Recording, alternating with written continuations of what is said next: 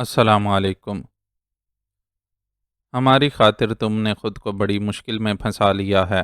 ماہ بانو نے نازک اندام جوڈی کی طرف دیکھتے ہوئے تفکر سے کہا، کچھ نہیں ہوتا، ہم بچنے کی کوئی نہ کوئی راہ نکال لیں گے۔ تمہیں پناہ دینے کا فیصلہ جان کا تھا اور میں اس کے کسی فیصلے سے اختلاف نہیں کرتی ہوں۔ جوڈی نے مسکراتے ہوئے اسے جواب دیا، جان خوش قسمت ہے کہ اسے تم جیسی فرما بردار بیوی ملنے والی ہے۔ ماہ بانو نے بھی مسکراتے ہوئے تبصرہ کیا، فرمانبردار بیوی؟ جوڈی اس کے الفاظ دہراتے ہوئے ہنسی، پھر بولی، میں نے سنا ہے تمہارے ہاں بیویاں اپنے شوہروں کی بہت فرمانبردار ہوتی ہیں۔ حالات پر منحصر ہے، ہمارے ہاں بھی بعض عورتیں اپنے شوہروں کی بالکل نہیں سنتیں، لیکن اکثریت ان کے فیصلوں کا احترام کرتی ہے۔ اصل میں ہمارے ہاں مرد کو خاندان کا سربراہ تسلیم کیا جاتا ہے، اور ظاہر ہے کہ سربراہ کی فرمانبرداری نہ کی جائے تو نظام بگڑ جاتا ہے۔ میں جان کی بات صرف اس لیے مانتی ہوں کہ مجھے اس سے محبت ہے۔ وہ ہے بھی سمجھدار آدمی، غیر اصولی فیصلے نہیں کرتا، اس لیے مجھے بھی اس کی بات ماننے میں کوئی عار محسوس نہیں ہوتا۔ اب تم اپنے ہی معاملے کو دیکھ لو، تمہارے ساتھ یہاں ظلم کیا گیا تھا، اور انسانیت کے ناطے ہمارا فرض تھا کہ ہم اس ناانصافی کے خلاف تمہارا ساتھ دیں۔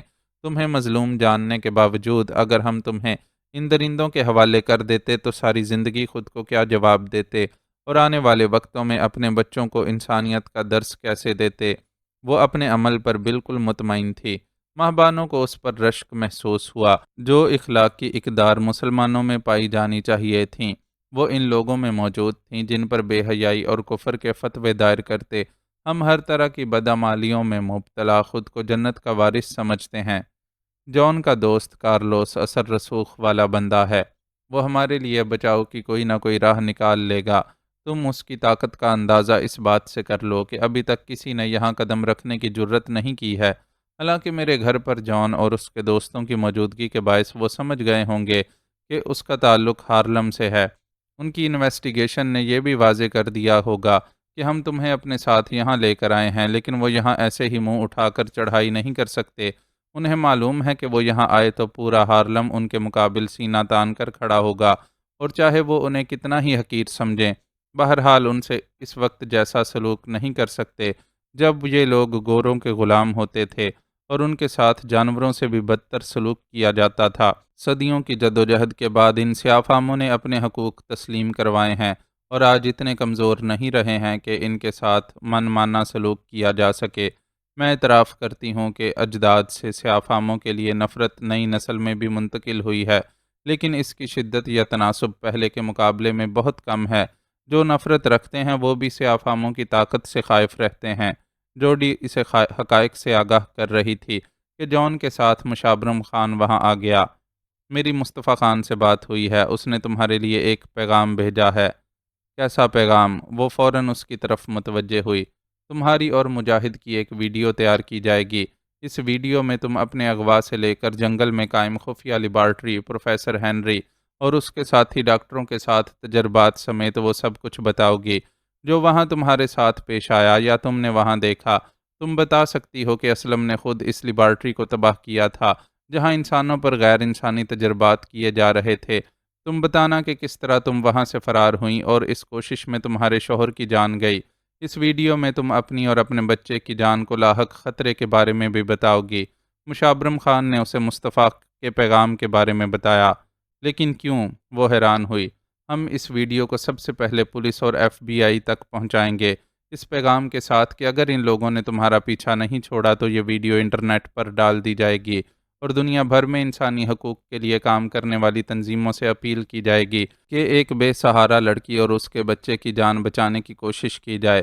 اس بار جان نے اس کو وضاحت دی، شاید اس سے کوئی فرق نہ پڑے، تمہارے حکام کہہ دیں گے کہ یہ سب جھوٹ ہے، اور آرلینڈو کے جنگلات میں آگ لگنے کے واقعے کو بنیاد بنا کر انہیں بدنام کرنے کی کوشش کی جا رہی ہے۔ ماہ بانو نے اعتراض کیا، ایسی صورت میں تمہارے پاس اپنی سچائی ثابت کرنے کے لیے ثبوت موجود ہیں۔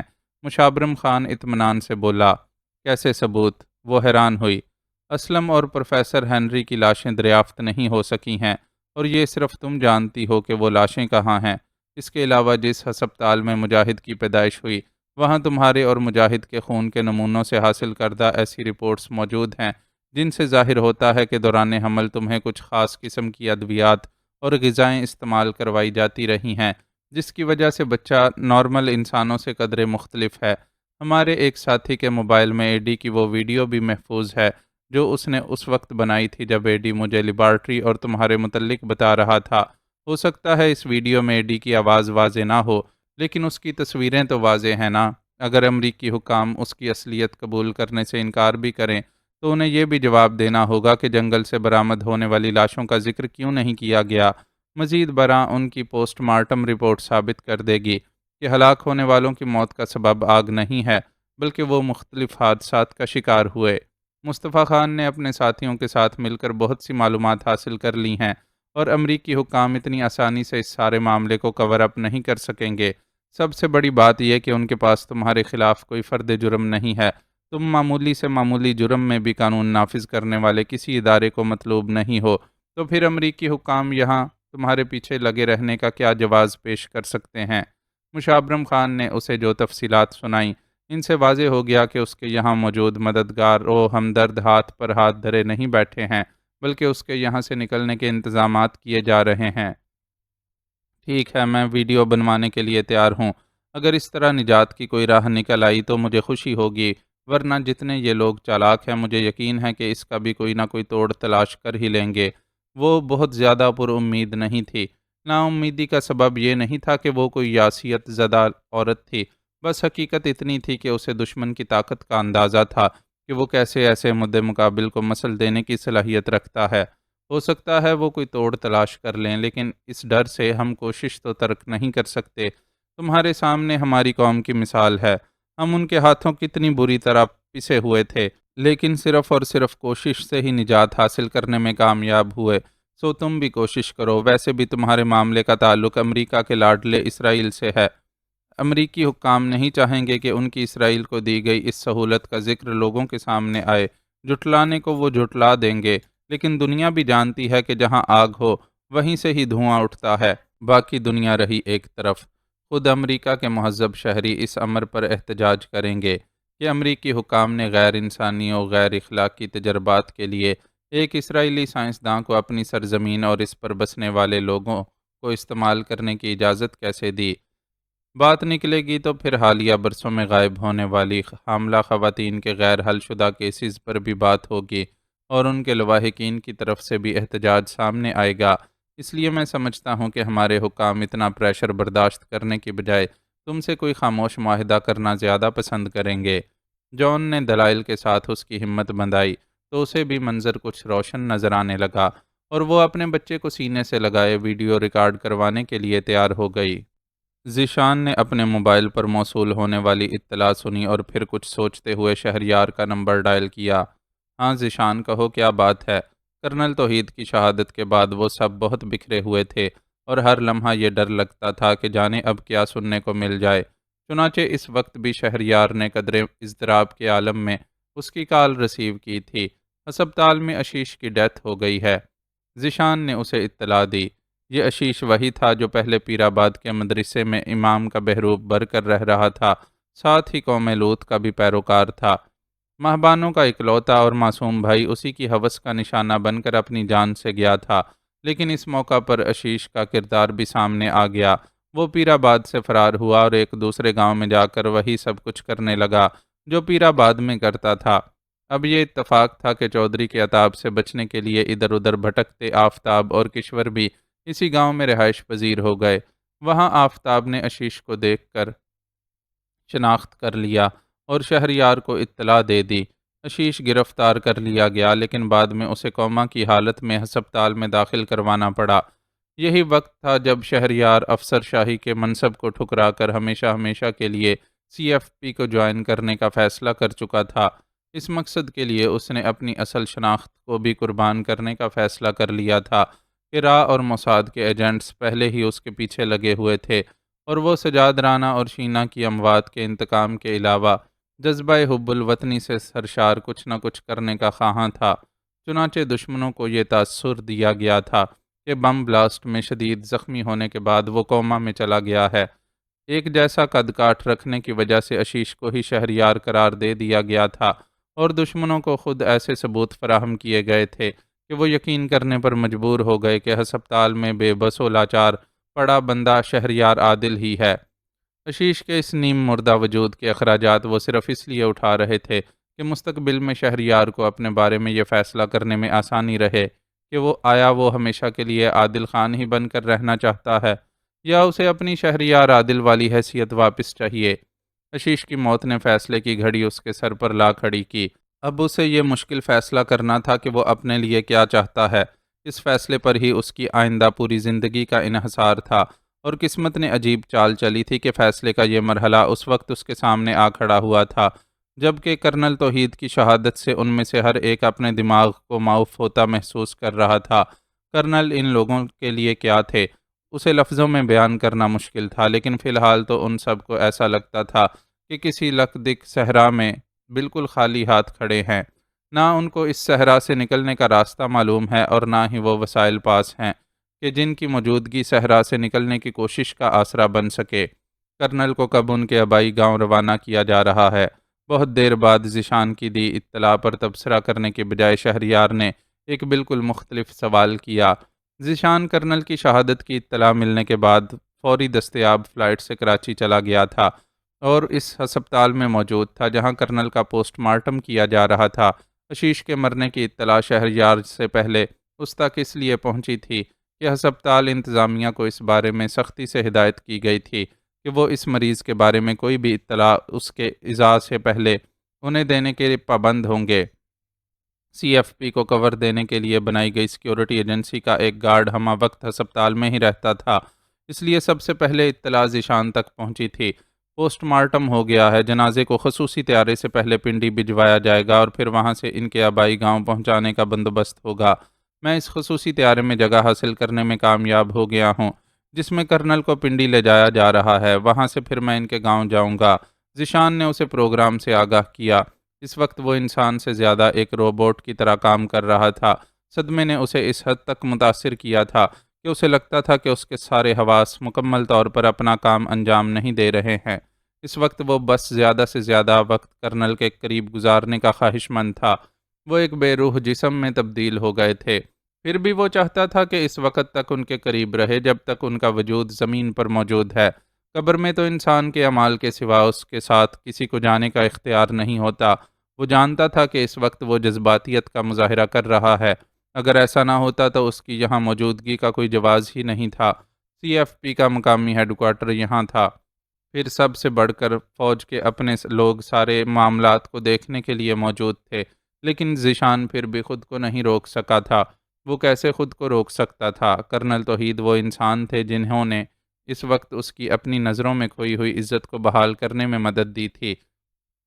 جب وہ ایملی پارکر جیسی حسینہ کے جال میں پھنس کر اپنی ہی فورس سے غداری کا مرتکب ہو گیا تھا، یہ غداری شعوری نہیں تھی۔ ایملی نے اپنے حسن اور شراب کے نشے میں ڈبو کر اس سے چند قیمتی راز حاصل کر لیے تھے اور پھر اڑن چھو ہو گئی تھی۔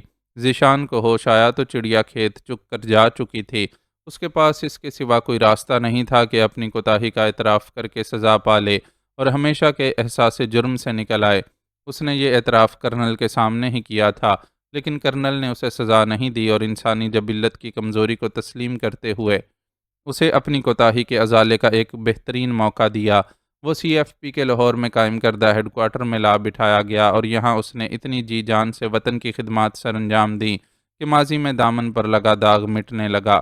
اس کی اپنی نظر میں اس کی کھوئی ہوئی عزت بحال ہونے لگی۔ کرنل کا کمال یہ تھا کہ انہوں نے کبھی اسے اس کے ماضی کی وہ غلطی یاد نہ دلائی اور ہمیشہ کامیابیوں پر اس کا شانہ تھپکتے رہے۔ وہ نفیس اور محب وطن انسان آج شہادت کا درجہ حاصل کر کے اپنی ہمیشہ کی آرام گاہ جانے کا منتظر تھا، تو یہ کیسے ممکن تھا کہ ذیشان کا کندھا اسے کندھا دینے والوں میں شامل نہ ہوتا؟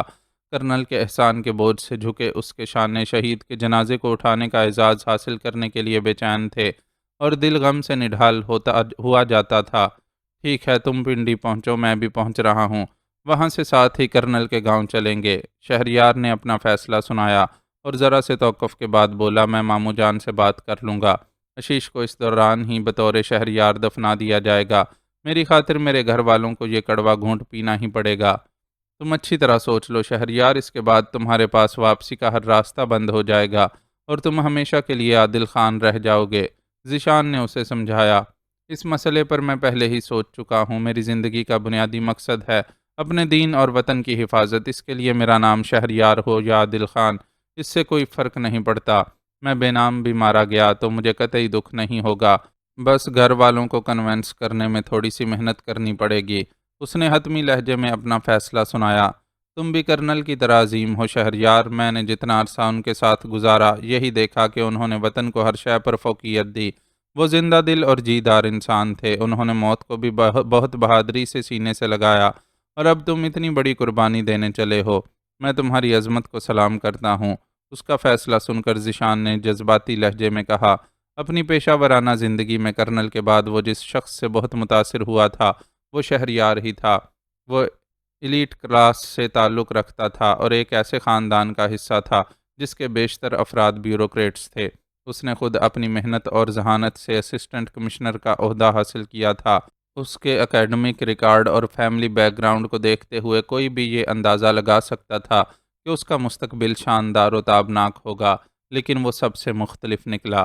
اس نے افسر شاہی بن کر راج کرنے کی بجائے قوم اور وطن کا خدمتگار بننا پسند کیا، اور اس کرسی کی قربانی دے دی جس پر بیٹھ کر چاہتا تو حکومت بھی کرتا اور مال بھی بناتا۔ اپنی مختصر ملازمت کے دوران بھی اس نے ایسا بہت کچھ کیا جو اس کے پیش رو نہیں کر سکے تھے۔ اس نے اپنے علاقے کے سب سے طاقتور وڈیرے سے ٹکر لی، اس کے ظلم و ستم کے خلاف ایکشن لیا، اس کی مدد سے کی جانے والی بدعنوانیوں کی راہ روکی، اور علاقے کے عوام کو وہ سہولتیں دینے کی کوشش کی جو ان کا بنیادی حق تھا۔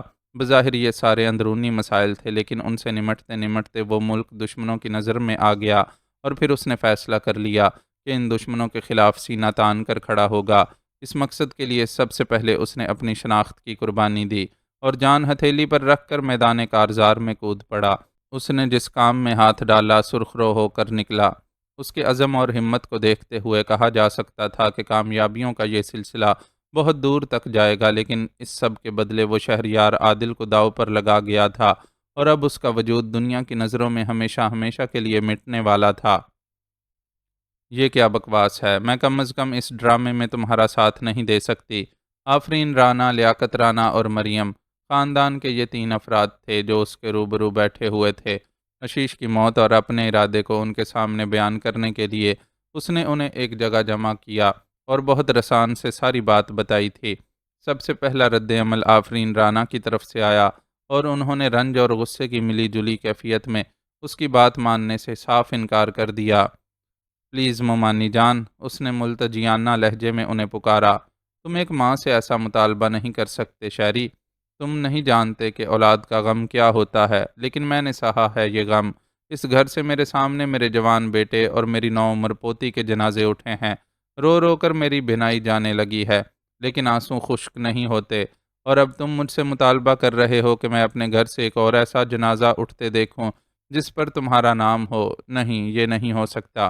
بے شک میں نے تمہیں اپنے وطن سے پیدا نہیں کیا، لیکن ایک ماں کی طرح پالا تو ہے، اور ایک ماں اپنے جوان بیٹے کی جھوٹی موت کو بھی قبول کرنے کا حوصلہ نہیں رکھتی۔ میں اگر تمہارے اس مطالبے کو مان لوں گی تو ہمیشہ ہمیشہ کے لیے اپنے شہریار کو سینے سے لگانے سے محروم ہو جاؤں گی۔ اب تک میں نے جو کچھ سہا وہ اس امید پر کہ ایک دن تم لوٹ کر ہمارے پاس آؤ گے اور ہم پھر سے پہلے کی طرح ایک ساتھ مل کر رہنے لگیں گے، لیکن اب تم مجھے بتا رہے ہو کہ تم ہمیشہ کے لیے اپنی شناخت ختم کرنے جا رہے ہو، اور اب اس دنیا میں ایسا کوئی فرد نہیں ہوگا جسے میں اپنا شہری کہہ کر پکار سکوں۔ تو سن لو، مجھے یہ منظور نہیں ہے۔ وہ سخت جذباتی ہو رہی تھیں۔ ان کے برابر میں بیٹھی مریم نے ان کے شانے پر ہاتھ پھیلا کر انہیں تسلی دینے کی کوشش کی۔ آنٹی ٹھیک کہہ رہی ہیں شہریار، تمہارا جذبہ بے شک لائق ستائش ہے، لیکن وطن کے علاوہ تم پر ان رشتوں کا بھی تو حق ہے جو تم سے بے حد محبت کرتے ہیں۔ میں اپنی بات نہیں کرتی، میرے دونوں ہاتھ تو پہلے ہی خالی ہو چکے ہیں، لیکن تمہیں انکل اور آنٹی کے جذبات کا احساس کرنا چاہیے۔ ان کے لیے یہ کتنا مشکل ہوگا کہ اس گھر سے تمہارے نام کا جنازہ اٹھتے ہوئے دیکھیں۔ شوہر اور بیٹی کی موت کے بعد گوشہ نشینی کی زندگی گزارنے والی مریم نے مختصر الفاظ میں آفرین رانا کی حمایت کی۔ مجھے آپ سب کے جذبات کا احساس ہے بھابھی، اور میں اندازہ لگا سکتا ہوں کہ میں جو کچھ کہہ رہا ہوں اس پر عمل کرنا آپ سب کے لیے تکلیف دہ ہوگا، لیکن میں جانتا ہوں کہ میرا خاندان ایک محب وطن خاندان ہے۔ کم از کم ماموں جان اور ممانی جان کو میں نے ہمیشہ ایسا ہی پایا ہے، اور یہ طے ہے کہ ایسے ہی لوگوں کے حصے میں زیادہ قربانیاں آتی ہیں۔ ایسے لوگ قدرت کی طرف سے عظیم قربانیوں کے لیے منتخب کیے جاتے ہیں اور قابل فخر ہوتے ہیں۔ سچ بتائیے کہ آپ لوگوں کو سجاد بھائی کی شہادت پر فخر محسوس نہیں ہوتا، اور ان کی جدائی کے باوجود یہ احساس حوصلہ نہیں دیتا کہ وہ ایک ایماندار فرض شناس پولیس افسر تھے اور اپنے فرائض کو انجام دیتے ہوئے شہادت کی موت سے ہمکنار ہوئے ہیں۔ آج کوئی بھی ان کا ذکر کرتا ہے تو عزت اور احترام کے ساتھ، اگر وہ اس سے متضاد شخصیت کے مالک ہوتے اور ان کا شمار کرپٹ اور بے ایمان افسران میں ہوتا تو کیا آپ لوگ ایسا فخر محسوس کر سکتے تھے؟ نہیں نا، تو بس جان لیجئے کہ اللہ کا ہم سب پر بڑا کرم ہے۔ اب رہی میری بات، تو کیا آپ لوگوں کے ذہنوں سے یہ بات نکل گئی ہے کہ بطور شہریار میری زندگی کو کتنے خطرات لاحق تھے، مجھ پر کتنے قاتلانہ حملے کیے گئے اور کس کس طرح ٹریپ کرنے کی کوشش کی گئی؟ میں نے اپنی شناخت بدلی تو ان ساری مصیبتوں سے نجات پائی۔ اب اگر فرض کریں کہ میں واپس شہریار کی حیثیت سے اس گھر میں آ جاتا ہوں تو کیا وہ سارا سلسلہ دوبارہ شروع نہیں ہو جائے گا؟ پھر آپ لوگ کیا کریں گے؟ وہ جوابی دلائل دے کر ان لوگوں کو قائل کرنے کی کوشش کرنے لگا۔ ہمارے لیے تو صورتحال اب بھی پہلے سے مختلف نہیں ہے بیٹا۔ پہلے تم پر قاتلانہ حملے ہوتے تھے اور اب تم خود لپک لپک کر موت کی طرف جاتے ہو۔ تم کہاں ہوتے ہو اور کیا کیا کرتے ہو، اس کا درست علم نہ ہونے کے باوجود میں جانتی ہوں کہ تم خطروں سے کھیلتے رہتے ہو اور ہر پل میرا دل اندیشوں سے لرزتا رہتا ہے۔ آفرین رانا نے دکھی سے لہجے میں کہا۔ لیاقت رانا البتہ اب تک بالکل خاموشی سے بیٹھے ہوئے تھے اور انہوں نے گفتگو میں قطعی دخل نہیں دیا تھا۔ مجھے آپ کے جذبات کا احساس ہے ممانی جان، لیکن سچ پوچھیں تو یہاں کون خطرے میں نہیں؟ ایک اکیلی میں ہی نہیں جن کے دل میں اندیشے ہیں۔ ایک ریڑھی لگانے والے سے لے کر آفس میں وائٹ کالر جاب کرنے والے تک سب کی ماؤں کے دل اندیشوں سے بھرے ہوئے ہیں۔ میرے وطن کی ہر ماں صبح جب اپنے بیٹے کو گھر سے رخصت کرتی ہے تو اس کے دل میں یہ اندیشہ ہوتا ہے کہ جانے اس کا بیٹا زندہ سلامت گھر واپس آئے گا بھی یا نہیں، کیونکہ ہر روز وہ خبروں میں کتنوں ہی گھروں کے چراغ بم بلاسٹ اور ٹارگٹ کلنگ میں بجھنے کے منظر دیکھتی ہے، اور سینہ کو بھی کرتی ماؤں بہنوں کو دیکھ کر یہ سوچ کر لرزتی رہتی ہے کہ ملک بھر میں لگی یہ آگ جانے کب ہمارے دامن تک پہنچ جائے۔ ان ماؤں کے سکھ کے لیے، ان کے اندیشے سے لرزتے دل کو سہارا دینے کے لیے مجھے اور میرے جیسے بہت سوں کو میدان میں اترنا ہی ہوگا۔ اگر ہم میدان میں نہ اتریں گے تو دشمن کی راہ کون روکے گا؟ آپ ڈرتی ہیں کہ میں اپنی شناخت مٹا کر ان دشمنوں کے خلاف کھڑا ہوں گا تو مجھے کچھ ہو جائے گا، لیکن کیا آپ کو یہ یاد نہیں کہ ہماری شینا تو کسی سے نہیں لڑ رہی تھی، وہ تو بس پڑھنے کے لیے گھر سے نکلی تھی اور ان کا نشانہ بن گئی تھی جنہوں نے ہماری غفلت کی وجہ سے جانے کس کس روپ میں اس ملک میں اپنے پنجے گاڑ لیے ہیں۔ میرا ساتھ دیں ممانی جان اور مجھے اپنی سرزمین کو دشمن کے ناپاک قدموں سے پاک کرنے والوں میں شامل ہونے کی اجازت دیں، ورنہ شاید ایک دن ایسا آئے کہ آپ پچھتاووں میں گر جائیں اور آپ کو دکھ ہو کہ آپ اس وطن کی وہ ماں ہونے کا حق نہیں ادا کر سکیں جو اپنے جگر کے ٹکڑوں کو دھرتی پر نثار کرنے کا فریضہ دل و جان سے انجام دیتی ہیں۔ وہ اپنی جگہ سے اٹھ کر ان کے قدموں میں آ بیٹھا تھا اور بہت جذباتی لہجے میں بول رہا تھا۔ آفرین رانا کی آنکھوں سے آنسو جاری ہو گئے۔ ان آنسوؤں میں گزرے حادثوں کا دکھ بھی تھا اور آنے والے غموں کے اندیشے بھی۔ آپ مجھے روکیں گی تو میں رک جاؤں گا، میں ایک نئی شناخت کے ساتھ وطن کی خدمت کے ارادے سے بھی باز آ جاؤں گا، لیکن میرے تحفظ کی کوئی ضمانت تو پھر بھی نہیں ہوگی۔ تو کیا یہ بہتر نہیں ہے کہ آپ مجھے وہ کرنے دیں جو میں کرنا چاہتا ہوں اور مجھے کرنا چاہیے؟ اس بار وہ ذرا دھیمے لہجے میں بول رہا تھا۔ آفرین رانا کا ہاتھ اس کے سر پر آ ٹھہرا۔ ٹھیک ہے بیٹا، تم جو چاہو کرو، میں تمہیں تمہارے کسی ارادے سے نہیں روکتی، لیکن اس مردود ملک دشمن کو اپنا شہریار قرار دے کر اس کے جنازے پر آنسو بہانا میرے لیے ممکن نہیں ہے۔ تم مجھ سے اتنا بڑا مطالبہ مت کرو۔ انہوں نے اسے اجازت دینے کے ساتھ ہی اپنی مجبوری بھی بیان کی۔ تو ٹھیک ہے، یہ کوئی اتنا بڑا مسئلہ نہیں ہے، آپ اپنے کمرے تک محدود رہیے گا۔ لوگوں سے کہہ دیا جائے گا کہ آپ کو صدمے کی وجہ سے ٹرینکولائزر دے کر سلا دیا گیا ہے۔ بھابھی اور ماموں جان باقی معاملات سنبھال لیں گے۔ اس نے گویا چٹکی بجاتے مسئلہ حل کر دیا۔ اپنے بوڑھے ماموں کو بہت حوصلہ مند سمجھ لیا ہے تم نے، لیاقت رانا نے شکوہ کیا۔ حوصلہ تو آپ کو دکھانا ہوگا ماموں جان کہ یہ آپ پر اس سرزمین کا قرض ہے، البتہ میں یہ انتظام کروا دوں گا کہ ان تکلیف دہ لمحات کا دورانیہ زیادہ نہ ہو۔ لاش کو تابوت میں بند بالکل تیار حالت میں لایا جائے گا، اور ساتھ ہی ڈاکٹرز کی اس ہدایت کا بھی اعلان کر دیا جائے گا کہ لاش کی حالت ایسی نہیں ہے کہ اسے زیادہ دیر رکھا جا سکے، اس لیے فوری تدفین ضروری ہے۔ 1 ڈیڑھ گھنٹے کے اندر آپ پروفیشنل لوگوں کی مدد سے فارغ ہو جائیں گے۔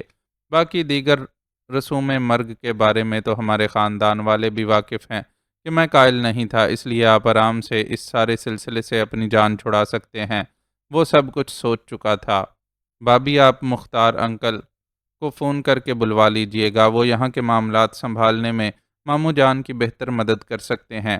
اس بار وہ مریم سے مخاطب ہوا۔ مریم کے والد مختار آئی جی کے عہدے پر فائز تھے اور ماضی میں شہریار ان سے بہت مدد لیتا رہا تھا۔ بعد میں اس کا سی ایف پی سے تعلق قائم ہوا تو ان کی مدد کی ضرورت ہی نہیں رہی اور وہ بالکل مختلف انداز سے اپنا مشن انجام دینے لگا۔ ٹھیک ہے، میں انہیں فون کر دوں گی۔ حسب عادت مریم نے مختصر جواب دیا۔ میں پنڈی جا رہا ہوں ماموں جان، وہاں سے کرنل توحید کے جنازے میں شرکت کے لیے ان کے گاؤں جاؤں گا، پھر اس کے آگے کا پروگرام آپ کو فون پر بتا دوں گا۔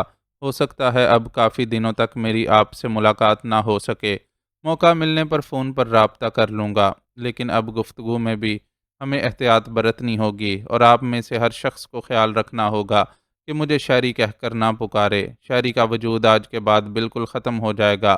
اس نے لیاقت رانا کو اپنے اگلے پروگرام سے آگاہ کرتے ہوئے آئندہ کے لیے چند ہدایات بھی دیں۔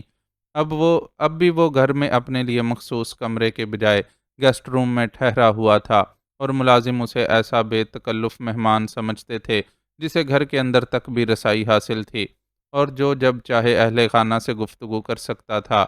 ٹھیک ہے بیٹا، تم جاؤ، ہم سب تمہارا پوری طرح ساتھ دیں گے۔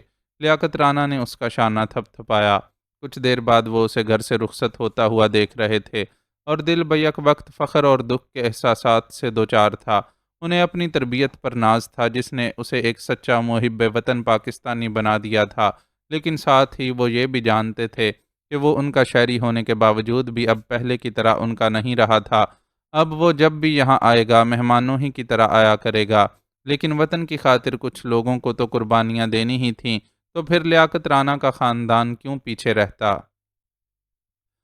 وہ جس وقت پنڈی میں ذیشان سے ملا، نشریاتی ادارے اسسٹنٹ کمشنر شہریار عادل کی طویل عرصہ کوما میں رہنے کے بعد انتقال کی خبر نشر کر رہے تھے، لیکن ظاہر ہے کرنل توحید جیسی اہم شخصیت کی شہادت کی خبر کے مقابلے میں یہ خبر بہت چھوٹی تھی، اس لیے سرسری طور پر ہی نشر کی گئی تھی۔ میڈیا کا سارا فوکس کرنل توحید کی شہادت پر تھا۔ سی سی ٹی وی فوٹیج کے ساتھ ساتھ مختلف چینلز سے مختلف تبصرے اور تجزیے بھی کیے جا رہے تھے۔ ان کی میت کے آبائی گاؤں پہنچنے اور نماز جنازہ وغیرہ کی کوریج کے لیے بھی پرنٹ اور الیکٹرانک میڈیا کے بہت سے نمائندے موجود تھے۔ اس نے ذیشان کو اپنی آمد سے پہلے ہی باخبر کر دیا تھا، اس لیے اس نے اسے لینے کے لیے گاڑی بھیج دی تھی۔ کرنل کے گاؤں تک کا سفر بھی انہیں اسی گاڑی میں کرنا تھا۔ وہ پہنچا تو گاؤں کی طرف جانے والا قافلہ روانگی کے لیے تیار تھا، چنانچہ ذیشان اسے نیچے نہ اترنے کا اشارہ کر کے خود گاڑی کی طرف آ گیا۔ ڈرائیور کو اس نے فارغ کر دیا اور خود ڈرائیونگ سیٹ سنبھال لی۔ اس طرح وہ اور شہریار زیادہ آزادی سے ایک دوسرے سے گفتگو کر سکتے تھے۔ یہاں سے کرنل کے گاؤں تک کا سفر کتنی دیر کا ہے؟ شہریار نے یوں ہی گفتگو کے آغاز کے لیے ایک سوال کیا۔ تقریباً گھنٹہ سوا گھنٹہ لگ جائے گا، ذیشان نے بتایا، یعنی تقریباً 5-6 گھنٹے کا پروسیس ہے۔ ظاہر ہے ابھی میت کرنل کے گھر جائے گی، وہاں گھر والے کچھ دیر اسے روکیں گے، اس کے بعد نماز جنازہ اور تدفین کے مراحل سے نمٹ کر واپس آنے میں ہمیں اتنا وقت تو لگ ہی جائے گا۔ اس کا جواب سن کر شہریار نے تبصرہ کیا۔ ذیشان نے ڈرائیونگ کرتے ہوئے بے دہانی سے ہنکارا بھرا۔ اس کی آنکھوں کی سرخی پہلے کے مقابلے میں مزید بڑھ گئی تھی۔ کرنل کا مشن تھا اپنی سرزمین کو ملک دشمن عناصر سے پاک رکھنا۔ ان کے چلے جانے کے بعد ہمیں اس مشن کو جاری رکھنا ہوگا اور یہ بات دھیان میں رکھنی ہوگی کہ ہمارے پاس محدود وقت ہے، زیادہ تاخیر سے بازی پلٹ بھی سکتی ہے۔ کرنل کے جانے کا غم اپنی جگہ، لیکن ہم اپنے فرائض سے کوتاہی نہیں کر سکتے۔ میں سی ایف پی کے بارے میں زیادہ نہیں جانتا، لیکن تم عرصے سے اس کا حصہ ہو، اس لیے تم واقف ہوگے کہ کرنل کی غیر موجودگی میں وہ کون سا فرد ہوگا جو سی ایف پی کے معاملات چلانے میں مدد دے گا۔ ہمیں اس شخص سے فوری رابطہ کرنا ہوگا اور اسے بتانا ہوگا کہ جنگل میں آپریشن کتنا ضروری ہے۔ وہ اصل موضوع پر آ گیا۔ کرنل کی شہادت نے اسے بھی دھچکا پہنچایا تھا، لیکن وہ خود کو اس دھچکے سے سنبھالنے میں کامیاب ہو گیا تھا۔ اب وہ سب سوچ رہا تھا جو اسے سوچنا چاہیے تھا۔ کرنل نے ایسے کسی شخص سے مجھے متعارف نہیں کروایا تھا۔ میں صرف سی ایف پی کے انہی ارکان سے واقف ہوں جو میری طرح مختلف شہروں میں اپنے یونٹس سنبھال کر بیٹھے ہوئے ہیں۔ البتہ ایک بار کرنل نے مجھ سے ذکر ضرور کیا تھا کہ ان کے ساتھ کوئی بھی غیر معمولی واقعہ پیش آنے کی صورت میں کوئی ایسا بندہ خود ہم سے رابطہ کر لے گا جو سی ایف پی کے معاملات میں ہماری رہنمائی کرے گا، لیکن ابھی تک ایسے کسی شخص نے مجھ سے رابطہ نہیں کیا ہے۔ ذیشان نے اسے بتایا تو وہ تشویش میں مبتلا ہو گیا۔ انہیں کچھ نہیں معلوم تھا کہ کرنل نے ایسے کسی فرد کو حالیہ سچویشن سے آگاہ کیا تھا یا نہیں۔ اگر وہ شخص ناواقف تھا تو اندیشہ تھا کہ وہ فوری رابطہ بھی نہیں کرے گا، اور ایسی صورت میں وہ آپریشن نہیں کر سکتے تھے۔ وہ پہلے مختار مراد کی مدد سے جنگل میں آپریشن کروا چکا تھا۔ اس آپریشن میں پولیس فورس نے حصہ لیا تھا، لیکن اب جس نوعیت کے آپریشن کی ضرورت تھی اس کے لیے پولیس مؤثر کردار ادا نہیں کر سکتی تھی۔ انہیں جن وسائل اور سہولیات کی ضرورت تھی اس کے لیے فوج کا کوئی شعبہ ہی معاون ثابت ہو سکتا تھا، کیونکہ ان کے مقابل جدید ٹیکنالوجی سے لیس تھے اور اس کا توڑ کرنا آسان نہیں تھا۔ یہ تو بہت خطرناک بات ہے۔ زیادہ وقت گزرنے سے ہماری مشکلات میں اضافہ ہو سکتا ہے۔ کیا ایسا نہیں ہو سکتا کہ ہم خود کسی سے رابطہ کرنے کی کوشش کریں؟ اس نے ذیشان سے پوچھا۔ یہ بہت رسکی ہوگا کیونکہ ہم 100% کسی کے بارے میں نہیں جانتے کہ وہ کیسا ہے اور اس کا سی ایف پی سے کوئی تعلق بنتا بھی ہے یا نہیں۔ فرض کرو اندازے کی غلطی سے ہم کسی غیر متعلقہ شخص سے رابطہ کر بیٹھے تو کتنا بڑا بھونچال آ جائے گا۔ سی ایف پی ایک خفیہ ادارہ ہے جسے خفیہ رکھنے کی اس حد تک کوشش کی گئی ہے کہ ملک کی سیاسی قیادت کو بھی اس کے معاملے میں اعتماد میں نہیں لیا گیا۔ ہماری ذرا سی جلد بازی اور بد احتیاطی اس ادارے کے استحکام کے لیے بھی خطرناک ثابت ہو سکتی ہے۔ ویسے بھی ہمیں فوج میں یہی سکھایا گیا ہے کہ آرڈر از آرڈر۔ کرنل نے کہا تھا کہ ان کے نہ ہونے کی صورت میں کوئی شخص خود رابطہ کرے گا تو میرے لیے ان کی یہ بات ایک آرڈر کی حیثیت رکھتی ہے، اور میں ہر صورت میں اس بات کا پابند ہوں کہ کسی کے خود رابطہ کرنے کا انتظار کروں۔ ذیشان نے بہت واضح الفاظ میں اسے اپنی پوزیشن سے آگاہ کیا تو وہ اس سے بحث نہیں کر سکا۔ اس کے اندیشے اپنی جگہ، لیکن یہ بھی حقیقت تھی کہ سی ایف پی کے وجود کو خطرے میں نہیں ڈالا جا سکتا تھا۔ پاکستان جیسے ملک میں سی ایف پی جیسے ادارے کا وجود کسی نعمت سے کم نہیں تھا، اور نعمتوں کی قدر کرنی پڑتی ہے، انہیں بہت سنبھال کر رکھنا پڑتا ہے، ورنہ یہ ہاتھ سے نکل جاتی ہیں اور ہمیشہ کا پچھتاوا انسان کا مقدر بن جاتا ہے۔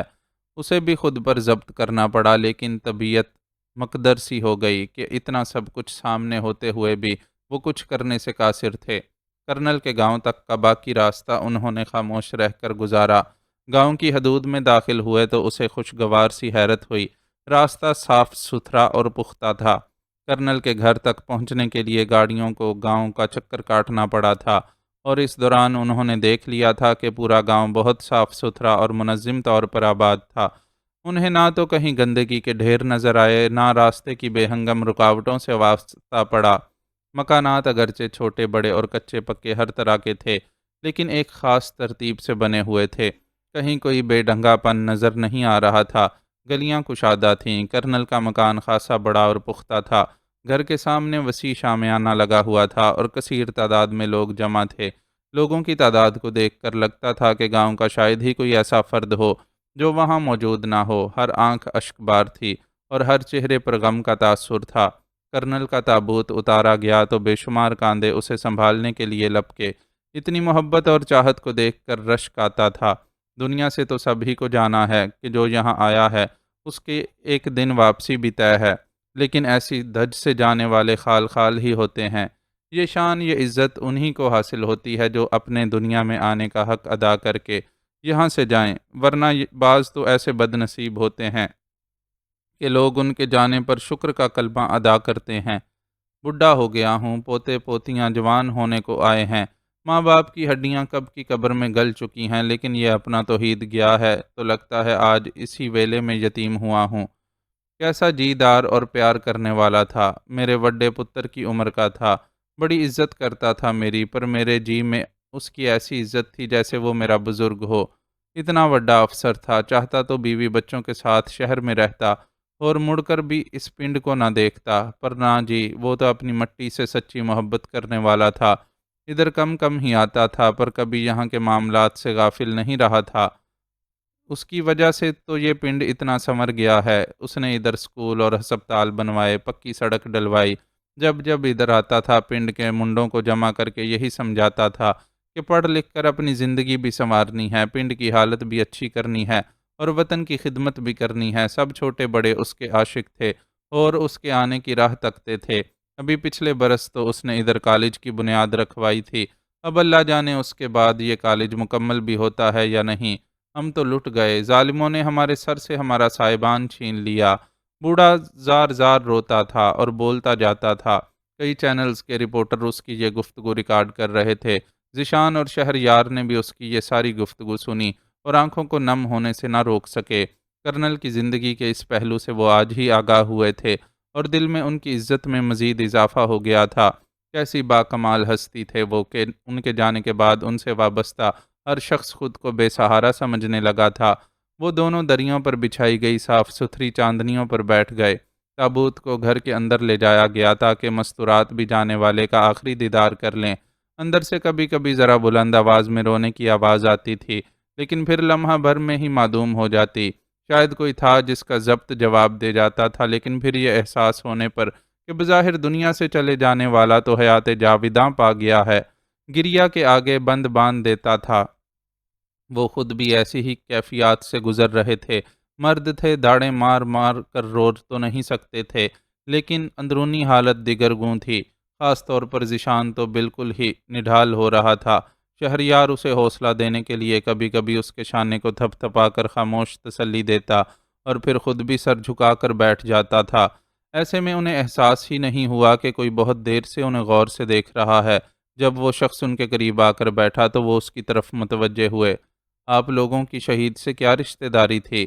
وہ ان کے قریب بیٹھا ان سے پوچھ رہا تھا۔ وہ ہمارے عزیز تھے، شہریار نے اسے گول مول سا جواب دیا۔ اس کی ٹی شرٹ پر موجود ایک ٹی وی چینل کا لوگو دیکھ کر وہ یہ تو سمجھ گیا کہ وہ کوئی رپورٹر ہے، لیکن بہرحال اس کا چہرہ اس کے لیے شناسا نہیں تھا۔ اصل میں شروع سے ہی اس واقعے کی کوریج کر رہا ہوں۔ ہسپتال میں بھی موجود تھا اور وہاں سے یہاں تک بھی مسلسل موجود رہا ہوں۔ اس دوران میں نے ان صاحب کو مستقل موجود پایا ہے اور ان کی حالت دیکھ کر مجھے یہی لگا کہ یہ کرنل صاحب کے کوئی قریبی عزیز ہیں، اس لیے میں ان کے تاثرات جاننا چاہ رہا تھا۔ اس نے ذیشان کی طرف اشارہ کرتے ہوئے بہت سلیقے سے اپنا مدعا بیان کیا۔ کرنل صاحب ان کے آفیسر ہوتے تھے اور اس حوالے سے یہ ان سے بہت عقیدت رکھتے تھے۔ کچھ ذاتی وجوہات کی بنا پر انہوں نے فوج سے استعفیٰ دے دیا تھا، لیکن کرنل صاحب سے عقیدت قائم رہی۔ جب ہی ان کی شہادت کی خبر سن کر رہ نہ سکے اور آپ انہیں دیکھتے رہے۔ شہریار نے اسے مختصر جواب دیا کیونکہ ذیشان کے انداز سے صاف لگ رہا تھا کہ وہ کسی قسم کے سوال جواب کے موڈ میں نہیں ہے۔ حیرت ہے اتنے سے تعلق کی بنیاد پر ذمہ داران نے انہیں اس حد تک ساتھ ساتھ رہنے کی اجازت دے ڈالی، ورنہ فوج والے تو ہم صحافیوں کو بھی بہت مشکل سے گھاس ڈالتے ہیں۔ اس نے اپنے خیالات کا اظہار کیا۔ آپ کو کس بات پر اعتراض ہے، انہیں گھاس ملنے پر یا خود کو نہ ملنے پر؟ شہریار کو اس کا انداز اچھا نہیں لگا تو ذرا تیز لہجے میں بولا، پلیز ناراض مت ہوں، میں نے تو اپنے صحافیانہ تجسس کی وجہ سے یوں ہی ایک بات پوچھ لی تھی۔ وہ فوراً سنبھل گیا۔ انسان کو اپنے فرائض کی انجام دہی کے دوران دوسروں کے جذبات اور احساسات کا بھی خیال رکھنا چاہیے۔ معاف کیجیے گا، اس وقت ہماری ذہنی حالت ایسی نہیں ہے کہ ہم میڈیا والوں کے الٹے سیدھے سوال و جواب کا سامنا کر سکیں۔ شہریار نے اسے دھیمے لہجے میں ہی ٹھیک ٹھاک سنا ڈالیں تو وہ وہاں سے کھسک گیا۔ تھوڑی دیر بعد جنازہ اٹھنے کا اعلان کیا جانے لگا۔ وہاں موجود جم غفیر کے ساتھ انہوں نے بھی کرنل کا آخری دیدار کیا۔ پھر سبز ہلالی پرچم میں لپٹے تابوت کو گھر کے قریب ہی واقع ایک میدان میں لے جا کر نماز جنازہ ادا کی گئی اور اس کے بعد شہید کو فوجی اعزاز کے ساتھ اس کی آخری آرام گاہ تک پہنچا دیا گیا۔ تدفین کے بعد ان کا وہاں کوئی کام باقی نہیں رہا تھا، چنانچہ خالی پن کے احساس کے ساتھ وہاں سے روانہ ہو گئے۔ ابھی پنڈی کے قریب ہی پہنچے تھے کہ ذیشان کے موبائل پر میجر عمر فاروق کی کال آنے لگی۔ وہ خود چاہنے کے باوجود جنازے میں شرکت کے لیے نہیں آ سکے تھے۔ کچھ پیشہ ورانہ مصروفیات نے ان کے قدموں میں زنجیر ڈال دی تھی۔ تم دونوں وہاں سے اسلام آباد پہنچو، کرنل سبکدگین آج شام 6 بجے تم سے ملاقات کریں گے۔ ادھر ادھر کی کوئی بات کرنے کی بجائے انہوں نے پیغام دیا اور بتانے لگے کہ اسلام آباد میں انہیں کہاں ٹھہرنا ہوگا، وہاں سے کرنل سبکتگین کا آدمی خود انہیں پک کر لیتا۔ ٹھیک ہے سر، ذیشان نے مؤدبانہ انداز میں انہیں جواب دیا تو سلسلہ منقطع ہو گیا۔ لو بھائی، تمہاری فکر دور ہونے کا تو لگتا ہے انتظام ہونے جا رہا ہے۔ کرنل سبکتگین نے فوری ملاقات کا پیغام بھیجا ہے۔ فی الحال ہم اسلام آباد جا رہے ہیں، ملاقات کی جگہ کا وہاں پہنچ کر ہی علم ہوگا۔ کال سے فارغ ہو کر اس نے شہریار کو خوشخبری سنائی۔ یہ خبر ایسی تھی کہ بے پناہ اداسی کا خول تڑپ گیا اور وہ اپنے اندر ایک جوش اور سنسنی سی دوڑتی محسوس کرنے لگا۔ کرنل توحید کی شہادت کے بعد جس طرح ان پر سارے راستے بند ہو گئے تھے، کرنل سبکتگین کے پیغام نے ان کے کھلنے کی امید باندھ دی تھی۔ کرنل کے جانے کا غم اپنی جگہ، لیکن جب تک دشمن سلامت تھے وہ چین سے کیوں کر بیٹھ سکتے تھے؟ انہیں عمل کے لیے راہ چاہیے تھی، اور اچانک بند ہونے والی راہیں اب کھلنے کو ہی تھیں۔ سلو اپنے والدین سے مل کر خوش ہوا تھا، کیونکہ وہ دیکھ رہا تھا کہ وہ لوگ کتنی آرام دہ زندگی گزار رہے ہیں۔ ساری زندگی غربت و افلاس کی چکی میں پستے اس کے والدین کو تو شاید کبھی ایسا گھر دیکھنا بھی نصیب نہیں ہوا تھا جہاں وہ مقیم تھے۔ زندگی کی تمام بنیادی سہولیات سے آراستہ اس گھر میں انہیں صرف زبان ہلانے پر سب کچھ مل جاتا تھا، اور ان کے پاس بیٹھ کر کھانے پینے اور ٹی وی دیکھنے کے سوا کوئی کام نہیں تھا۔ گیٹ پر مسلسل موجود رہنے والے چوکیدار کے علاوہ گھریلو کاموں کے لیے بھی ایک مستقل ملازم موجود تھا، جو ہر فن مولا تھا اور کسی جن کی طرح احکامات کی تعمیل کرتا تھا۔ جس دن سلو والدین سے ملنے گیا، اس کی ماں نے خاص طور پر اس کے لیے مچھلی تیار کروائی۔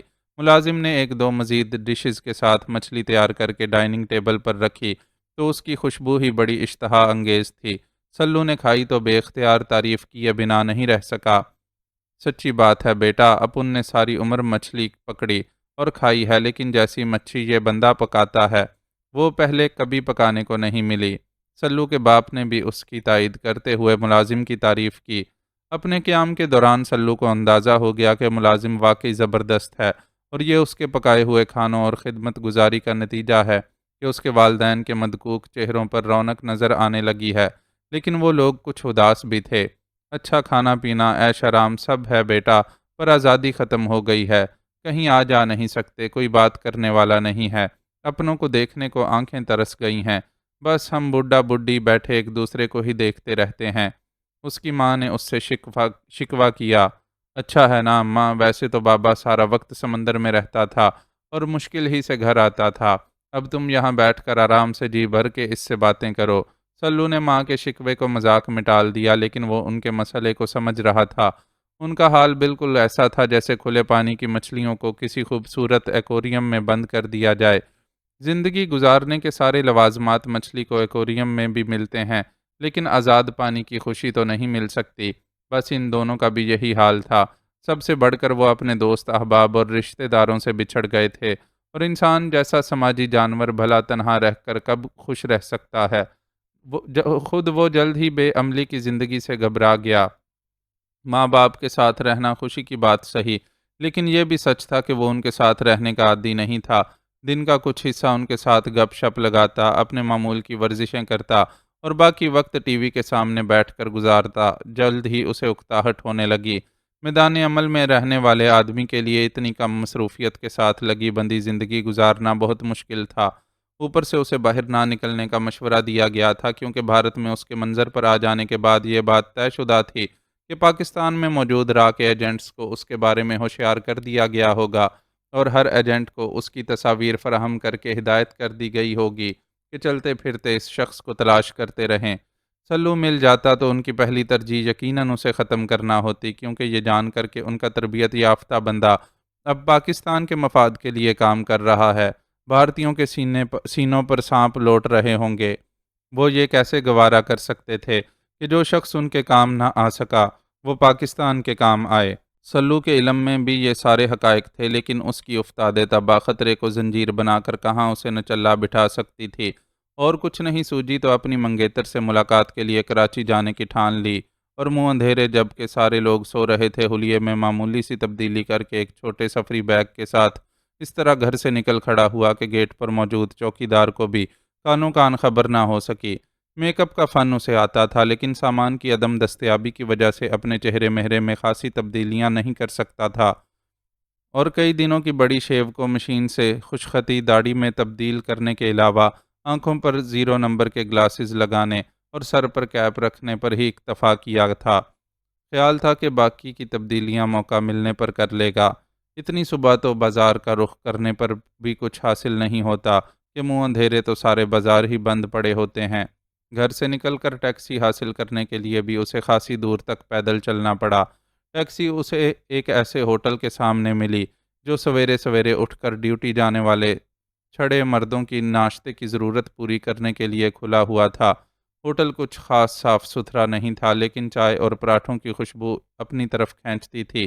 سلو ہوٹل میں داخل ہوا تو وہاں اس کے علاوہ 2-3 ہی گاہک اور موجود تھے۔ یقیناً یہ آغاز تھا۔ اس نے اپنے لیے انڈے پراٹھے کے ساتھ دودھ پتی کا آرڈر دیا اور ناشتے کے دوران یہ جاننے میں بھی کامیاب ہو گیا کہ ہوٹل کے باہر کھڑی خالی ٹیکسی کا مالک وہ پٹھان لڑکا ہے جو کونے والی میز پر بیٹھا بڑے خشوع و خضوع کے ساتھ ملائی دار چائے میں پراٹھے کے نوالے ڈبو ڈبو کر کھانے میں مصروف ہے۔ سلو اور اس لڑکے نے لگ بھگ ایک ساتھ ناشتہ ختم کیا، اور جیسے ہی وہ لڑکا ناشتے کے بعد باہر نکلنے لگا، سلو بھی اس کے پیچھے لپکا۔ اسٹیشن چلو گے خان؟ اس نے لڑکے کو آواز دے کر پوچھا تو وہ رک گیا، لیکن چہرے پر تذبذب تھا۔ کیا ہوا خان؟ کس سوچ میں پڑ گئے؟ سلو نے اس کے شانے پر ہاتھ رکھا۔ کچھ نہیں سر، اصل میں رات کی شفٹ میں ٹیکسی چلاتا ہوں اور ناشتہ کرنے کے بعد گھر جا کر سو جاتا ہوں۔ اب آپ نے پکارا تو سمجھ میں نہیں آیا کہ انکار کروں یا اقرار۔ اس نے بہت صاف لہجے میں بات کی، ورنہ سلو کو تو اس سے گلابی اردو کی توقع تھی۔ آج اپنی روٹین میں تھوڑی سی تبدیلی کر لو، مجھے اسٹیشن چھوڑنے کے بعد گھر جا کر سو جانا، میں تمہیں ڈبل کرایہ دوں گا۔ سلو نے اسے پیشکش کی۔ اصل میں وہاں اس وقت وہی واحد ٹیکسی موجود تھی۔ دوسرے اسے وہ لڑکا بھی اچھا لگا تھا، اس لیے ڈبل کرایہ دینا بھی گوارا تھا۔ لگتا ہے آپ کو بہت ضروری اسٹیشن پہنچنا ہے، ٹھیک ہے میں لے چلتا ہوں۔ لڑکا راضی ہو گیا اور باہر نکلنے کے بعد اپنی ٹیکسی کا دروازہ کھول کر اسے بٹھایا۔ اگلے ہی لمحے اس کی ٹیکسی فراٹے بھر رہی تھی۔ دیکھنا خان، کہیں نیند کے خمار میں ٹیکسی مت ٹھونک ڈالنا، سلو نے اسے تنبیہ کی۔ فکر نہ کریں سر، میں لائسنس یافتہ ڈرائیور ہوں اور ساتھ ہی ذمہ دار شہری بھی۔ اگر نیند سے اتنا ہی بے حال ہوتا تو کبھی آپ کو اسٹیشن تک چھوڑنے کے لیے راضی نہیں ہوتا، اس نے اعتماد سے جواب دیا۔ پڑھے لکھے لگتے ہو، اس کی گفتگو کے انداز سے پہچان کر سلو نے تبصرہ کیا۔ جی پڑھ رہا ہوں، ایم اے کا فائنل ہے، اس کے بعد لاء کالج میں داخلہ لوں گا۔ 7 سال سے یہاں ہوں، ٹیکسی چلا کر اپنے خرچے بھی پورے کرتا ہوں اور تھوڑا بہت گھر والوں کو بھی بھیجتا ہوں۔ پہلے کرائے کی ٹیکسی چلاتا تھا، پھر پیسے جمع کر کے اپنی یہ سیکنڈ ہینڈ ٹیکسی خرید لی۔ اس کو خریدنے کے چکر میں پڑھائی میں تھوڑا گیپ بھی آ گیا، ورنہ اب تک ایم اے کر چکا ہوتا۔ اس نے اپنے بارے میں تفصیل سے آگاہ کیا۔ ایم اے پرائیویٹ کر رہے ہو یا ریگولر؟ سلو کو اس سے گفتگو میں لطف آنے لگا۔ ایوننگ شفٹ میں ریگولر کر رہا ہوں جناب، پرائیویٹ پڑھنے میں مزہ نہیں آتا۔ رات 10 بجے تک کلاسز ہوتی ہیں، اس کے بعد ٹیکسی چلاتا ہوں، کبھی 1:30-2 بجے تک اور کبھی پوری رات۔ جس روز پوری رات چلاؤں تو اس ہوٹل میں ناشتہ کر کے گھر جا کر سو جاتا ہوں اور 12 بجے کے بعد پھر نکل پڑتا ہوں۔ رات گھر پر گزارنے کی صورت میں بھی سوتا نہیں ہوں، بلکہ فجر تک پڑھتا رہتا ہوں۔ سونے کی ٹائمنگ فجر کے بعد سے 12 بجے تک کی ہے۔ اس نے اپنے معمولات سے آگاہ کیا، شاید نیند سے بچنے کے لیے اسے بھی گفتگو جاری رکھنا مناسب لگ رہا تھا۔ گڈ، مجھے یقین ہے کہ ایک دن تم بڑے آدمی ضرور بنو گے، سلو نے اسے سراہا۔ وہ سچ مچ اس لڑکے سے متاثر ہوا تھا۔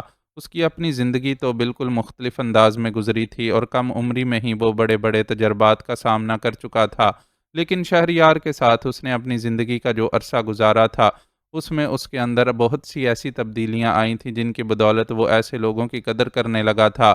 پہلے اسے وطن اور حب الوطنی جیسی کسی شے سے کوئی واسطہ نہیں تھا، لیکن اب اسے احساس ہونے لگا تھا کہ وطن کی کیا اہمیت ہوتی ہے اور وطن کے لیے اس ٹیکسی ڈرائیور جیسے جوان کتنے اہم ہوتے ہیں۔ تمہارا نام کیا ہے یار؟ اس نے قدرے بے تکلفی سے لڑکے سے دریافت کیا۔ زمرد خان، اس نے مسکراتے ہوئے بتایا اور مزید بولا، یہ نام میری دادی نے رکھا تھا، اس کا کہنا تھا کہ میری آنکھیں زمرد جیسی خوبصورت ہیں۔ وہ ٹھیک ہی کہتی تھیں، سلو نے بیک ویو مرر میں نظر آتی اس کی آنکھوں کو دیکھ کر تائید کی۔ اس وقت ٹیکسی اسٹیشن کی حدود میں داخل ہوئی اور زمرد خان نے اسے ایک مناسب جگہ تک لے جا کر روک دیا۔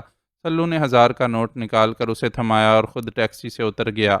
میرے پاس کھلے پیسے نہیں ہیں سر، میں آپ کو بقایا واپس نہیں کر سکوں گا، آپ مجھے چھوٹے نوٹوں میں ادائیگی کر دیں۔ 1000 کا نوٹ دیکھ کر زمرد خان نے اس سے کہا اور خود بھی باہر آ گیا۔ میرے پاس بھی چھٹا نہیں ہے یار، ایسا کرو تم یہ سارے پیسے رکھ لو۔ سلو نے سخاوت کا مظاہرہ کیا۔ نہیں سر، یہ تو بہت زیادہ ہیں، جہاں سے میں نے آپ کو بٹھایا تھا وہاں سے تو اسٹیشن تک کا ڈبل کرایہ بھی اس سے کم ہی بنتا ہے، ایسا کریں آپ یہیں ٹھہریں، میں کہیں سے کھلا کروا کر لاتا ہوں۔ سلو کے جواب کا انتظار کیے بغیر وہ ایک طرف دوڑ گیا۔ سلو کے نزدیک انتظار کرنا فضول تھا، اسے زمرد خان اچھا لگا تھا اور وہ اس سے پیسے واپس لینے کا کوئی ارادہ نہیں رکھتا تھا۔ چنانچہ شانے جھٹک کر آگے بڑھ گیا۔ سب سے پہلے اس نے کراچی تک کا ٹکٹ خریدا، پھر ایک سٹال سے اخبار خرید کر بینچ پر جا بیٹھا۔ سگریٹ کا پیکٹ اس کی جیب میں موجود تھا۔ ایک سگریٹ سلگا کر اس کے کش لیتے ہوئے وہ یوں ہی سرخیوں پر نظر ڈالنے لگا۔ اس کی مطلوبہ گاڑی آنے میں ابھی خاصا وقت تھا، اس لیے وہ اطمینان سے بیٹھا ہوا تھا۔ آپ یہاں بیٹھے ہیں سر، میں وہاں آپ کو ڈھونڈ رہا تھا۔ ابھی اس نے 2 4 خبریں ہی دیکھی تھیں کہ زمرد خان واپس چلا آیا۔ اس کے لہجے میں ہلکی سی خفگی تھی۔ تم نے خواہ مخواہ اتنی زحمت کی یار، میں نے تم سے کہا تھا کہ بقایا رکھ لو۔ سلو نے اس کی خفگی کا مسکرا کر جواب دیا۔ نہیں سر، مجھے بخشش لینا اچھا نہیں لگتا، میں نے کبھی کسی پیسنجر سے طے شدہ کرائے سے 1 روپیہ بھی زیادہ نہیں لیا۔ اپنی محنت کی کمائی میں جو برکت رکھی ہے اللہ نے، وہ کسی اور چیز میں نہیں ہوتی، اس نے بڑے ٹھوس لہجے میں جواب دیتے ہوئے بقایا سلو کی طرف بڑھایا تو اس بار سلو نے خاموشی سے روپے تھام لیے۔ زمرد خان کی شخصیت نے اسے متاثر کیا تھا۔ اسے یقین تھا کہ اگر شہریار کی اس لڑکے سے ملاقات ہوتی تو وہ بہت خوش ہوتا، کیونکہ اس طرح کے دیانتدار اور غیور لوگ تو اس کے نزدیک اس ملک کا سرمایہ تھے۔ اس کا دل چاہا کہ اس لڑکے سے شہریار کی ملاقات کروائے۔ چنانچہ واپس جاتے ہوئے زمرد خان کو آواز دے کر واپس بلایا۔ اپنا کوئی عطا پتہ تو دیتے جاؤ یار۔ بینچ سے اٹھ کر اس کی طرف بڑھتے ہوئے وہ دوستانہ لہجے میں بولا تو زمرد کی آنکھوں میں حیرت چمکی اور یوں ادھر ادھر دیکھنے لگا جیسے مخاطب کوئی اور ہو۔ ادھر ادھر دیکھنے میں یکدم ہی اس کی نظر ایک چادر پوش آدمی پر پڑی جو لمبی نال والا پسٹل تھامے ہوئے تھا اور اس کا نشانہ یقینی طور پر سلو تھا۔ بچیے سر، وہ زور سے چلایا اور خود سے 2 قدم کے فاصلے پر موجود سلو کو جھپٹ کر زور سے دھکا دیا۔ اس کے دھکا دینے سے سلو لڑکھڑایا اور اس کی طرف آتی گولی زمرد خان کے سر میں گھس گئی۔ وہ بیچارہ بنا کوئی آواز نکالے زمین پر ڈھیر ہو گیا۔ اس دوران میں سلو اس چادر پوش کو دیکھ چکا تھا جس نے سائلنسر لگے پسٹل سے اس پر فائر کیا تھا۔ اسے یہ بھی معلوم تھا کہ سر میں گولی لگنے کے بعد زمرد خان ہر طرح کی مدد سے بے نیاز ہو چکا ہے۔ چنانچہ منظر سے غائب ہونے کی کوشش میں بھاگتے ہوئے چادر پوش کی طرف لپکا۔ اسٹیشن پر اس وقت بہت زیادہ لوگ موجود نہیں تھے۔ فائر بھی سائلنسر لگے پسٹل سے کیا گیا تھا، اس لیے فوری طور پر کوئی متوجہ نہیں ہوا، لیکن سلو اور چادر پوش کی بھاگ دوڑ نے بالآخر لوگوں کو چونکا دیا۔ کچھ لوگوں نے زمرد خان کی نیچے گری لاش بھی دیکھ لی۔ صبح کے باقی دن کی نسبت ذرا خاموش ماحول میں ہلچل سی مچ گئی۔ ادھر سلو سب باتوں سے بے نیاز چادر پوش کے پیچھے بھاگ رہا تھا۔ اس شخص کا لباس بے حد میلا اور پیوند زدہ تھا اور یوں لگتا تھا کہ وہ کوئی بھکاری ہو۔ بھاگتے ہوئے وہ دوسرے پلیٹ فارم تک پہنچا اور آڑ لے کر سلو کی طرف لگاتار 2 فائر کیے، لیکن اس بار سلو غافل نہیں تھا، سو آسانی سے خود کو نشانہ بننے سے بچا لیا۔ ساتھ ہی اپنا چھوٹا سا پسٹل نکال کر خود بھی 2 فائر کیے۔ چادر پوش چھپا ہوا تھا، اس لیے اس کا نشانہ بننے کا تو سوال ہی پیدا نہیں ہوتا تھا، تاہم سلو اسے یہ باور کروانے میں کامیاب ہو گیا کہ اس کا مقابل بھی غیر مسلح نہیں ہے۔ اس کے پسٹل پر چونکہ سائلنسر نہیں لگا تھا، اس لیے فائر کی آواز دور تک گئی تھی اور رد عمل میں لوگ چیخنے چلانے لگے تھے۔ چادر پوش اور سلو دونوں ہی فی الحال اس چیخ و پکار سے بے نیاز تھے اور انہیں اپنی اپنی پڑی ہوئی تھی۔ سلو اس شخص کو ہلاک نہیں کرنا چاہتا تھا، کیونکہ وہ زندہ ہاتھ جاتا تو بہت سی معلومات حاصل ہو سکتی تھیں۔ البتہ چادر پوش کا سب سے بڑا مقصد ہی یہ تھا کہ کسی طرح اسے ہلاک کر دے، اس لیے اپنی پناہ گاہ سے نکل کر بھاگتے ہوئے بھی اس نے سلو کی طرف بلا دریغ 2 مزید فائر کر ڈالے۔ اب وہ پلیٹ فارم نمبر 3 پر کھڑی ایک ریل گاڑی کی آڑ لے کر بھاگ رہا تھا۔ سلو مستقل اس کے پیچھے تھا۔ اب اسے اپنے پیچھے بھی بھاگتے ہوئے قدموں کی آوازیں سنائی دے رہی تھیں۔ یقینی طور پر اسٹیشن پر موجود پولیس اور سیکیورٹی اہلکار حرکت میں آ چکے تھے۔ اسے ان لوگوں کی پرواہ نہیں تھی، بس وہ کسی طرح خود پر گولی چلانے والے کو چھاپنا چاہتا تھا، لیکن وہ بھی خاصا پھرتیلا تھا۔ بھاگتے بھاگتے اس نے اچانک ہی پینترا بدلا اور پلٹ کر سلو پر فائر کرنے کے بعد خود تیزی سے ریل کے ایک ڈبے میں گھس گیا۔ سلو کے پاس اس کا پیچھا کرنے کے سوا کوئی چارہ نہیں تھا۔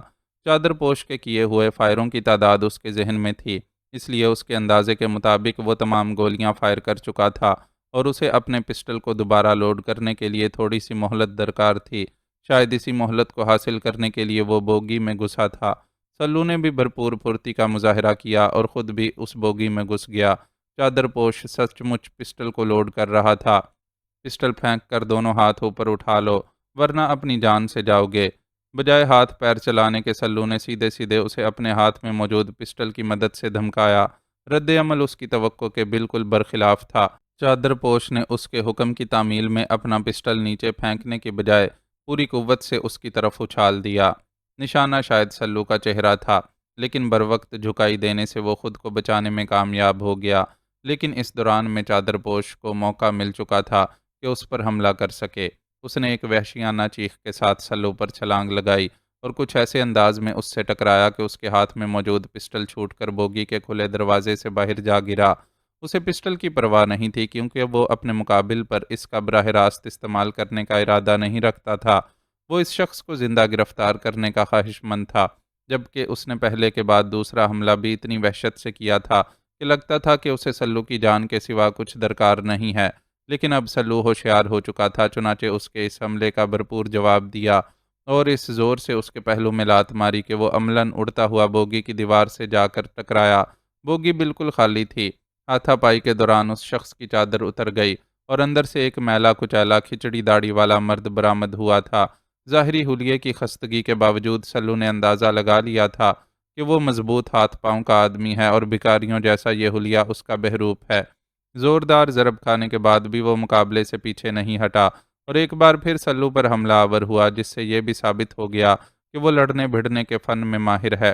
اس بار اس نے سلو کی ناک کو اپنی بھاری بھرکم سر سے نشانہ بنانے کی کوشش کی تھی۔ سلو چہرے کا رخ پھیر کر ناک تو بچا گیا لیکن کان زد میں آ گیا۔ یہ بہت زوردار ضرب تھی۔ سلو کا دماغ ہل کر رہ گیا اور طیش میں آ کر اس نے اپنے مقابل کو دونوں ہاتھوں سے پکڑ کر اتنی زور سے نیچے پٹخا کہ وہ فوری طور پر اٹھ نہ سکا اور سلو اس کے سینے پر سوار ہو گیا۔ اسی وقت کھلے دروازے سے پولیس والوں نے انٹری دی۔ ہینڈز اپ، کسی نے حرکت کی تو اپنی جان سے جائے گا۔ اے ایس آئی کے عہدے کے ایک بندے نے اپنا ریوالور لہراتے ہوئے بھڑک ماری۔ اس کی بھڑک سے کم از کم سلو تو نہیں ڈر سکا تھا، البتہ اس کے خیال کے مطابق اب کچھ کرنے کی ضرورت نہیں رہی تھی، اس لیے اطمینان سے ہاتھ جاڑتا ہوا اپنے مقابل کے سینے سے اٹھ کھڑا ہوا۔ یہ ایک بے گناہ کا قاتل ہے انسپکٹر صاحب، اسے گرفتار کر لیں۔ اس نے اے ایس آئی کو مخاطب کیا۔ مینوں بچاؤ مائی باپ، اے مینوں قتل کرنا چاہندا ہے۔ اس نے ہی اس ٹیکسی والے منڈے کو فائر کر کے قتل کیا ہے۔ بھکاری نما شخص نے بھی بلند آواز میں دہائی دی۔ اوے کرمداد، دونوں کو ہتھ کڑی لگا کر تھانے پہنچاؤ، وہیں ان سے دو دو ہاتھ ہوں گے۔ اے ایس آئی نے گرج کر اپنے ساتھ آنے والے سپاہیوں کو حکم دیا تو وہ فوراً حرکت میں آ گئے۔ قاتل میں نہیں، یہ ہے۔ سلو نے خود کو ہتھ کڑی لگائے جانے پر مزاحمت کی۔ یہ فیصلہ تو تھانے چل کر ہم کریں گے بچو۔ اس کے احتجاج کو خاطر میں نہ لاتے ہوئے اسے ہتھ کڑی لگا دی گئی۔ سلو کو غصہ تو بہت آیا لیکن پی گیا۔ اسے اندازہ تھا کہ اس چکر میں پڑ کر وہ کراچی روانہ ہونے سے محروم ہو جائے گا، لیکن اب ہو بھی کیا سکتا تھا، اسے اس معاملے سے نمٹنا ہی تھا۔ ایک موبائل میں بٹھا کر اسے تھانے لے جایا گیا اور بغیر کسی بات چیت کے لاک اپ میں بند کر دیا گیا۔ پولیس والوں کے اس طرز عمل پر سلو تل ملا کر رہ گیا۔ یہ کون سا طریقہ ہے تم لوگ؟ ہر ایک کو ایک ہی لاٹھی سے کیسے ہانک سکتے ہو؟ میں کوئی مجرم نہیں ہوں بلکہ ایک قاتل کی گرفتاری میں پولیس کی مدد کی ہے۔ اپنے صاحب سے کہو کہ میرا بیان ریکارڈ کرے اور مجھے یہاں سے جانے کی اجازت دے۔ اس نے سپاہی کے سامنے احتجاج کیا۔ ایس ایچ او صاحب ابھی ڈیوٹی پر نہیں آئے ہیں، وہ آئیں گے تو بیان ریکارڈ ہوگا۔ سپاہی نے اسے جواب دیا اور مڑ کر جانے لگا۔ وہ اے ایس آئی تو ہے نا، وہ کیوں بیان ریکارڈ نہیں کرتا؟ سلو چلایا۔ وہ بھی فارغ نہیں ہیں، انہیں جائے وقوعہ کی رپورٹ تیار کرنی ہے، اس میں مصروف ہیں۔ سپاہی نسبتاً شریف بندہ تھا جو اس کے سوالوں کا جواب دے رہا تھا، ورنہ تھانے کے اصولوں میں اتنی بھی شرافت موجود نہیں ہوتی۔ تم لوگوں کو اپنے اس رویے کا جواب دینا ہوگا۔ مجھے ایک فون کال کرنے دو، پھر دیکھتا ہوں کہ کیسے تم مجھے یوں تھانے میں روک پاتے ہو۔ طیش میں آ کر وہ دھمکیوں پر اتر آیا جن کا سپاہی نے کوئی اثر نہیں لیا۔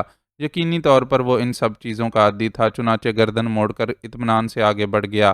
سلو بھی تھک ہار کر لاک اپ کے فرش پر بیٹھ گیا۔ اس کے ساتھ گرفتار ہونے والے بھکاری کو یہاں بند نہیں کیا گیا تھا، یہاں اس کے ساتھ دو دوسرے قیدی موجود تھے جو ارد گرد سے بے نیاز سگریٹ ہونٹوں سے لگائے دھوئیں کے مرغولے بنانے میں مصروف تھے۔ لاک اپ کی محدود فضا میں پھیلی بو سے بآسانی اندازہ لگایا جا سکتا تھا کہ سگریٹ کے اندر چرس بھری ہوئی ہے۔ شکل و صورت اور حلیے سے بھی وہ عادی مجرم اور چھٹے ہوئے بدماش ہی لگ رہے تھے۔ سلو کو ان سے کوئی غرض نہیں تھی، وہ تو بے چینی سے یہاں سے نکالے جانے کا منتظر تھا۔ پولیس والوں نے اتنی ہوشیاری دکھائی تھی کہ ریلوے اسٹیشن پر ہی اس کا موبائل فون اپنے قبضے میں کر لیا تھا اور عملاً وہ ان کا محتاج ہو کر رہ گیا تھا۔ لاک اپ میں فارغ اور بیزار بیٹھے اسے رہ رہ کر زمرد خان بھی شدت سے یاد آ رہا تھا۔ روزگار اور تعلیم کے لیے اپنے گاؤں سے یہاں آ کر بسنے والے اس لڑکے کی آنکھوں میں کتنے خواب تھے، لیکن ایک ظالم گولی نے خواب بننے والی ان آنکھوں کو ہی ہمیشہ کے لیے بند کر دیا تھا۔ پیچھے پتہ نہیں کون کون تھا جو اس کے خوابوں کو تعبیر ملنے کی دعا کرتا، اس کی واپسی کی راہیں دیکھتا تھا۔ خود وہ بھی تو اس باہمت لڑکے سے کتنا متاثر ہوا تھا اور اسے لگا تھا کہ یہ وہ شخص ہے جسے شہریار کے مطابق پاکستان کے سنہری مستقبل کی امید قرار دیا جا سکتا ہے۔ لیکن کیا ہوا تھا، چند انچ کی ایک گولی نے اس بیچارے کو ہمیشہ کی نیند سلا دیا تھا۔ اب اسے اپنا کراچی جانے کا فیصلہ بھی احمقانہ لگنے لگا تھا۔ اس کے اس عمل نے ایک بے قصور کی جان لے لی تھی۔ اب وہ سوچ رہا تھا کہ کراچی جا کر آخر کیا کرتا۔ جمعہ 8 دن کی منگنی کی کیا حیثیت تھی کہ وہ اپنی منگیتر سے ملنے کو بے چین ہو جاتا۔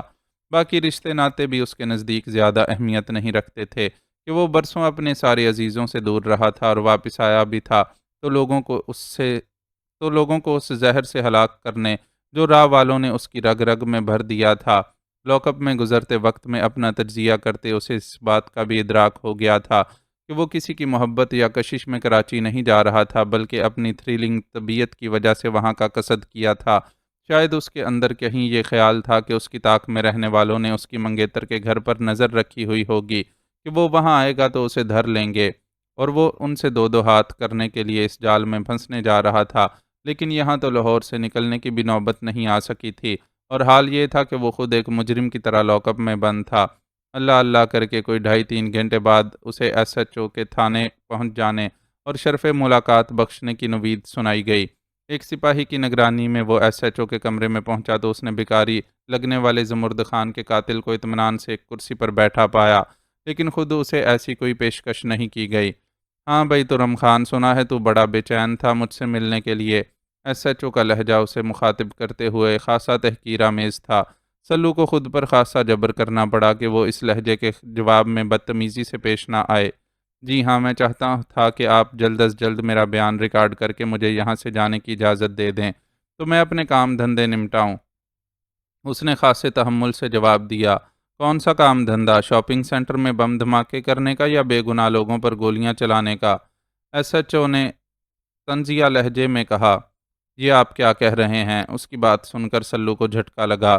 جو کہہ رہا ہوں بالکل ٹھیک کہہ رہا ہوں۔ کیا تم اس بات کو جھٹلا سکتے ہو کہ تم نے برسوں بھارت میں گزارے ہیں، جہاں تمہیں راہ والوں نے دہشت گردی کی تربیت دے کر پاکستان میں تباہی پھیلانے کے لیے یہاں بھجوایا تھا، اور ایسے ہی کسی الزام میں تم جیل میں بند تھے، جہاں ہونے والی ہنگامہ آرائی کے دوران تمہیں فرار کا موقع مل گیا؟ ایس ایچ او سے جو ہوش ربا داستان سنا رہا تھا اس کی اسے قطعی امید نہ تھی۔ بڑی مشکل سے خود کو سنبھال کر کچھ کہہ سکا تو بس اتنا کہ آپ مجھے ایک فون کرنے کی اجازت دیں، پھر آپ کو میرے متعلق اچھی طرح علم ہو جائے گا کہ میں کون ہوں اور میری کیا حیثیت ہے۔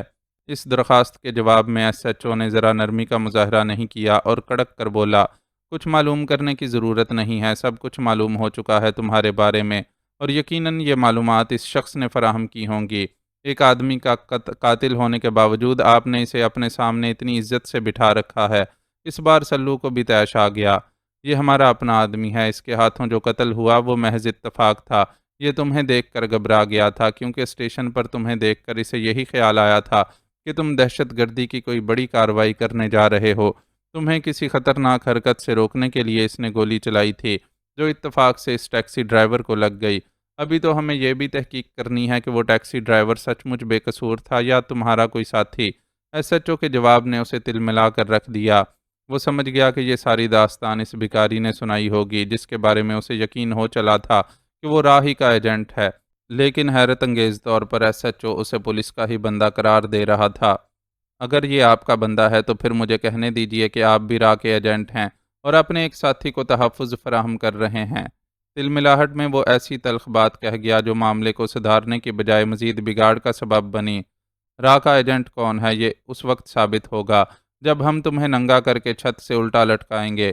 ایس ایچ او نے غضبناک لہجے میں اسے جواب دیا اور اسے لانے والے سپاہی کی طرف منہ کر کے دھاڑا، لے جاؤ اسے اور اتنا مارو کہ یہ خود اپنا سارا اگلا پچھلا اگل دے۔ حکم ملتے ہی سپاہی نے اسے گدی سے دبوچ لیا۔ سلو اتنا کمزور نہیں تھا کہ کسی عام سے سپاہی کے قابو میں آ جاتا، لیکن وہ ان لوگوں پر ہاتھ نہیں اٹھانا چاہتا تھا کہ ان کا شمار اس کے دشمنوں میں نہیں ہوتا تھا۔ ایس ایچ او کے مقابل بیٹھا بھکاری اس ساری گفتگو کے دوران بالکل خاموش بیٹھا رہا تھا، جیسے اطمینان ہو کہ سلو کو پھنسانے میں کامیاب ہو گیا ہے۔ اس کے اس اطمینان پر سلو کو ایک دم ہی طیش آیا اور نتائج کی پرواہ کیے بغیر بالکل اچانک اس شخص پر ہاتھ ڈال دیا۔ کرسی پر بیٹھے اس شخص کو اس نے اتنی صورت سے گردن میں ہاتھ ڈال کر کھینچا کہ کسی کو کچھ سمجھنے کا موقع ہی نہیں ملا، یہاں تک کہ اس کی گردن دبوچنے والا سپاہی بھی دیکھتا رہ گیا کہ آخر یہ بندہ کس طرح میری گرفت سے آزاد ہوا ہے۔ جب تک ایس ایچ او اپنا ریوالور سیدھا کرتا، سلو اس بھکاری کو اپنی گرفت میں لیے ایک دیوار سے پشت ٹکا چکا تھا۔ پیچھے دیوار اور آگے اس شخص کے ہونے کی وجہ سے وہ مکمل طور پر محفوظ ہو چکا تھا۔ اس نے اپنے دونوں ہاتھوں کی ہتھ کڑیوں کے درمیان موجود زنجیر سے اس بری طرح اس شخص کی گردن کو گرفت میں لیا تھا کہ وہ اپنے بچاؤ کے لیے بھی ہاتھ پیر نہیں چلا رہا تھا۔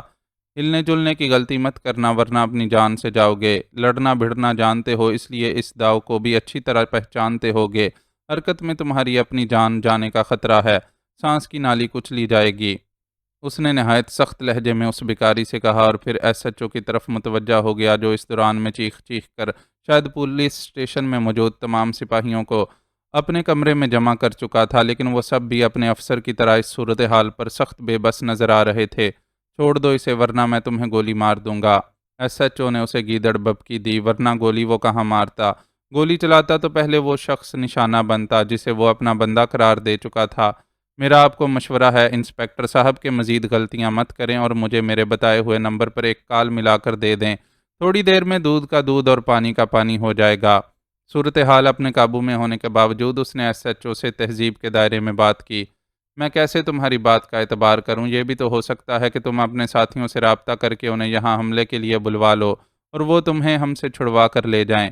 ایس ایچ او بیچارہ تذبذب میں تھا۔ جانے سے تو آپ مجھے اب بھی نہیں روک سکتے، لیکن آپ کے اطمینان کے لیے میں آپ کو یہ پیشکش کر سکتا ہوں کہ پہلے آپ اپنی مدد کے لیے فورس طلب کر کے تھانے کی حفاظت کا بندوبست کر لیں، پھر میری بات کروا دیجئے۔ اس نے پیشکش کی جو شاید ایس ایچ او کے دل کو لگی۔ اس نے ایک نظر اس کی گرفت میں جکڑے بھکاری پر ڈالی اور پھر نمبر ملانے لگا۔ دھیمی آواز میں کچھ دیر کسی سے بات کرنے کے بعد وہ سلو کی طرف متوجہ ہوا۔ اب تم وہ نمبر بتاؤ جس پر بات کرنا چاہتے ہو۔ سلو نے بلا جھجک روانی سے نمبر بتا دیا۔ اسے یہ نمبر ایک کوڈ ورڈز کے ساتھ دیا گیا تھا کہ جب بھی ضرورت ہو رابطہ کر لے۔ نمبر اسے زبانی یاد تھا۔ اس کے کہنے پر انسپکٹر نے نمبر ملایا اور فون کا سپیکر آن کر دیا، کیونکہ سلو نے اسے اپنے قریب آنے کی اجازت نہیں دی تھی۔ دوسری طرف سے کال ریسیو کیے جانے پر سلو نے اپنا کوڈ ورڈ بتایا تو فوراً ہی اس کا رابطہ کسی ذمہ دار سے کروا دیا گیا۔ تم کہاں ہو؟ چوکیدار نے کال کی تھی کہ تم غائب ہو اور تمہارے والدین کو بھی تمہارے بارے میں کچھ علم نہیں۔ دوسری طرف موجود شخص نے فوراً ہی اس سے سوال کیا۔ جواب میں سلو نے تفصیلات میں جانے کے بجائے مختصر اپنی پولیس اسٹیشن میں موجودگی کا بتایا تو دوسری طرف سے یقین دلایا گیا کہ جلد ہی اس معاملے کو سنبھال لیا جائے گا۔ ایس ایچ او جاننا چاہتا تھا کہ دوسری طرف سے بات کرنے والا وہ بندہ کون ہے اور کس ادارے سے تعلق رکھتا ہے، لیکن دوسری طرف سے فوراً ہی رابطہ منقطع کر دیا گیا۔ اس ساری گفتگو کے دوران سلو کے شکنجے میں پھنسا ہوا شخص بہت بے چین لگ رہا تھا، لیکن بے بس تھا کہ کچھ کر نہیں سکتا تھا۔ سلو نے اس کے نرخرے میں اس حد تک دباؤ ڈال رکھا تھا کہ وہ بات چیت بھی کرنے سے قاصر تھا اور بمشکل سانسوں کی آمد و رفت جاری تھی۔ ایس ایچ او اس صورتحال پر خاصا پریشان لگ رہا تھا۔ عملے کے بیشتر افراد کو اس نے واپس کمرے سے باہر بھیج دیا تھا۔ مزید 5 منٹ گزرے تو اسے اوپر سے کسی افسر کا فون آ گیا۔ فون آنے کے بعد اس کا انداز بالکل بدل گیا۔ اس نے سلو کو پیشکش کی کہ وہ اس کی ہتھ کڑیاں کھلوا کر اس شخص کو ہتھ کڑی لگا دیتا ہے، لیکن احتیاط کے پیش نظر سلو نے اس کی پیشکش کو قبول نہیں کیا۔ مزید 20 منٹ اسی پوزیشن میں گزر گئے اور پھر پولیس اسٹیشن جوتوں کی کھٹاکھٹ اور سلوٹ مارنے کی آوازوں سے بھر گیا۔ آنے والے صرف 4 تھے، جن میں سے ایک کے جسم پر پولیس کی اور دوسرے کے جسم پر آرمی کی یونیفارم تھی، جبکہ باقی 2 سادہ لباس میں تھے۔ پولیس والا ایس پی رینک کا جبکہ فوجی کیپٹن کے عہدے کا بندہ تھا۔ SHO کی تو اپنے افسر کو دیکھ کر ہی حالت پتلی ہو گئی، باقی رہی صحیح کسر آنے والوں کے اپنے شناختی کاغذات پیش کرنے سے پوری ہو گئی۔ فوری طور پر سلو کو ہتھ کڑی سے آزاد کروا کر دوسرے بندے کو ہتھ کڑیاں لگائی گئیں۔ SHO بیچارہ اپنی نگرانی میں یہ سارے کام کرواتا، اپنی صفائی بھی پیش کرتا رہا۔ اس کے مطابق ملزم گزشتہ 5 سال سے پولیس کے مخبر کے فرائض انجام دے رہا تھا۔ وہ ریلوے اسٹیشن پر بھیک مانگتا تھا اور کئی بار اس نے پولیس کو مفید معلومات فراہم کی تھیں اور مجرموں کو گرفتار کروایا تھا۔ اس لیے پولیس والے اس پر اعتماد کرتے تھے اور اپنا بندہ قرار دیتے تھے۔ بلیک مارکیٹ سے پسٹل بھی اس نے پولیس کی مدد سے ہی خریدا تھا کہ کسی مشکل کے وقت کام آ سکے۔ اس کے سابقہ ریکارڈ کی وجہ سے ہی آج اس کے سلو کے بارے میں بیان کو بلا جھجک قبول کر لیا گیا تھا۔ تم احمق ہو، تمہیں اس بات کا خیال نہیں آیا کہ اگر یہ عام سا بھکاری اور مخبر ہوتا تو کیسے جان سکتا تھا کہ یہ لڑکا راہ کا تربیت یافتہ ہے اور اسے راہ نے دہشت گردی کے لیے پاکستان بھیجا ہے۔ ایس پی نے SHO کی بات سن کر اسے لتاڑا، جس پر وہ صرف سوری سر ہی کہہ سکا۔ باقی سب چھوڑیں، SHO صاحب یہ بتائیں کہ اسے یہاں موبائل وغیرہ تو استعمال کرنے کی اجازت نہیں دی گئی؟ سادہ پوشوں میں سے ایک نے پوچھا، جس پر SHO نے ایک سب انسپکٹر کی طرف سوالیہ نظروں سے دیکھا۔ وہ خود تو بہت تاخیر سے وہاں پہنچا تھا اور گرفتاری کرنے والا ASI بھی تھوڑی دیر تھانے میں رکنے کے بعد وہاں سے نکل گیا تھا۔ موبائل کا نہیں معلوم صاحب، اپنا بندہ ہونے کے خیال سے ہم نے اس کی تلاشی نہیں لی تھی اور بس روک لیا تھا کہ کسی بھی وجہ سے صحیح تمہارے ہاتھوں بندہ تو مارا گیا ہے، اس لیے ضمانت ہونے تک یہیں رہنا ہوگا، سب انسپکٹر نے جواب دیا، جس پر ایک بار پھر SP سے SHO کو ڈانٹ پڑی اور پھر ملزم کی تلاشی لی گئی۔ اس کے چوگے کی اندرونی جیب سے موبائل نکل آیا، لیکن وہ کوئی میسج یا کال ریکارڈ حاصل نہیں کر سکے۔ ظاہر ہے ایک تربیت یافتہ ایجنٹ اس قسم کا ریکارڈ سنبھال کر نہیں رکھ سکتا تھا۔ ریکارڈ کی انہیں فکر بھی نہیں تھی، وہ موبائل کمپنی سے بھی حاصل کیا جا سکتا تھا۔ کیپٹن نے پولیس سے ملزم کو اپنی کسٹڈی میں لیا اور پھر ان سب کی وہاں سے روانگی عمل میں آئی۔ SP اور کیپٹن اپنی اپنی الگ گاڑیوں میں آئے تھے، جبکہ سادہ پوش جو CFP کے اہلکار تھے الگ گاڑی میں آئے تھے۔ سلو اور گرفتار شدہ بندے کو اسی گاڑی میں بٹھایا گیا اور گاڑیاں اپنی اپنی منزل کی طرف روانہ ہو گئیں۔ CFP والی گاڑی آگے بڑھی تو اس کے پیچھے ہی پولیس اسٹیشن سے کچھ فاصلے پر موجود ایک ایسی موٹر سائیکل حرکت میں آ گئی جس کے سوار کا چہرہ ہیلمٹ میں چھپا ہوا تھا۔ معزز ناظرین و سامعین، لائک، کمنٹس اور شیئر ضرور کریں، شکریہ۔